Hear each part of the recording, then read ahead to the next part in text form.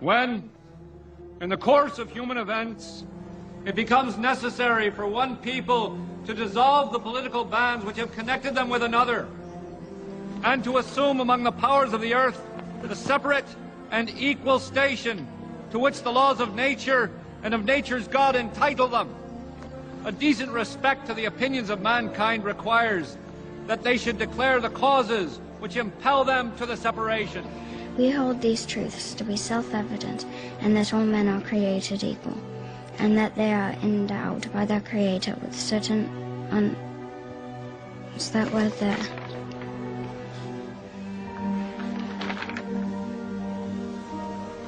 Unalienable.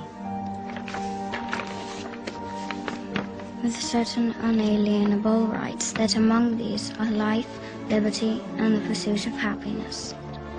That whenever any form of government becomes destructive of these ends, it is in the right of the people to alter or abolish it, and to institute new government. The history of the present King of Great Britain is a history of repeated injuries, all having in direct object the establishment of an absolute tyranny over these states. In every stage of these oppressions, we have petitioned for redress in the most humble terms. Our repeated petitions have been answered only by repeated injury. A prince, whose character is thus marked by every act which may define a tyrant, is unfit to be the ruler of a free people. We, therefore, the representatives of the United States of America, solemnly publish and declare that these united colonies are, and of right ought to be, free and independent states, that they are absolved from all allegiance to the British Crown. And for the support of this declaration, with a firm reliance on the protection of divine providence, we mutually pledge to each other our lives, our fortunes, and our sacred honor. Bless you. God save our American states! God save our American states!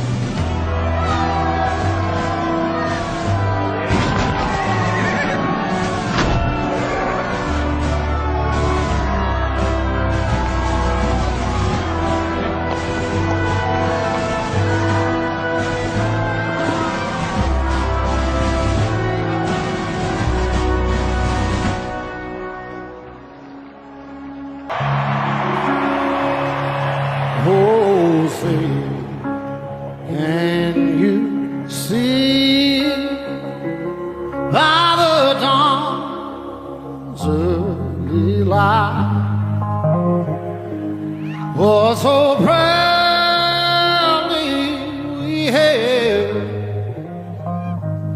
at the twilight's last gleaming, whose broad strides and bright stars through the perilous fight. Oh, the ramparts we walked were so gallantly streaming, and the rockets regular upon Mt.Vernon, singing out, yeah,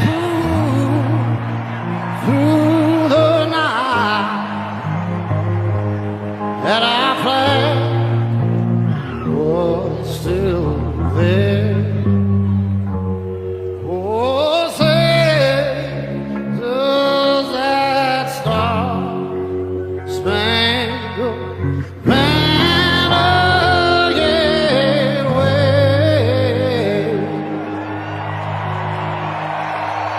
Oh, the land of the free and the home of the brave.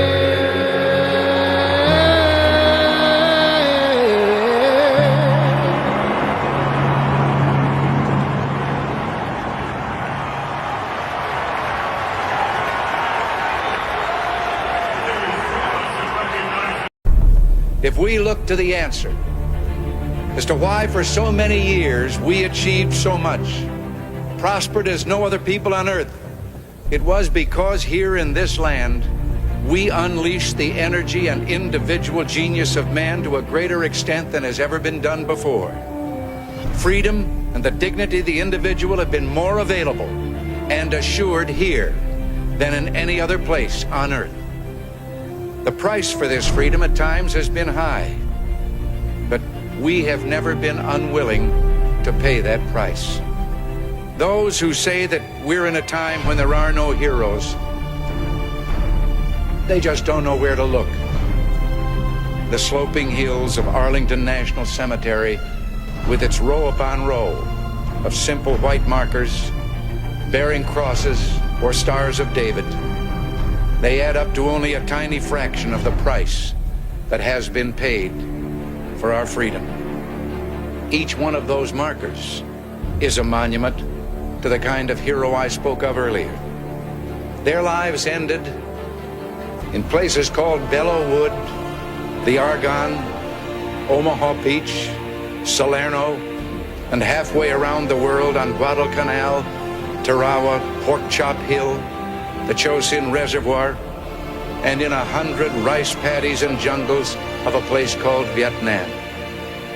Under one such marker lies a young man, Martin Treptow, who left his job in a small-town barber shop in 1917 to go to France with the famed Rainbow Division.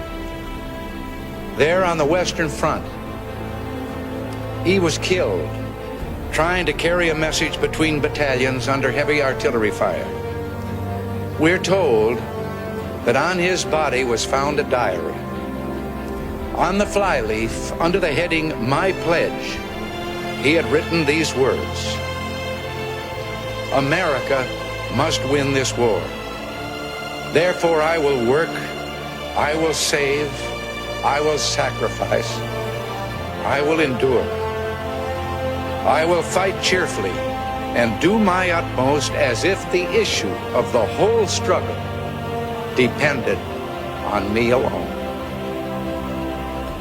We must realize that no arsenal or no weapon in the arsenals of the world is so formidable as the will and moral courage of free men and women. It is a weapon our adversaries in today's world do not have. It is a weapon that we as Americans do have. Let that be understood by those who practice terrorism and prey upon their neighbors.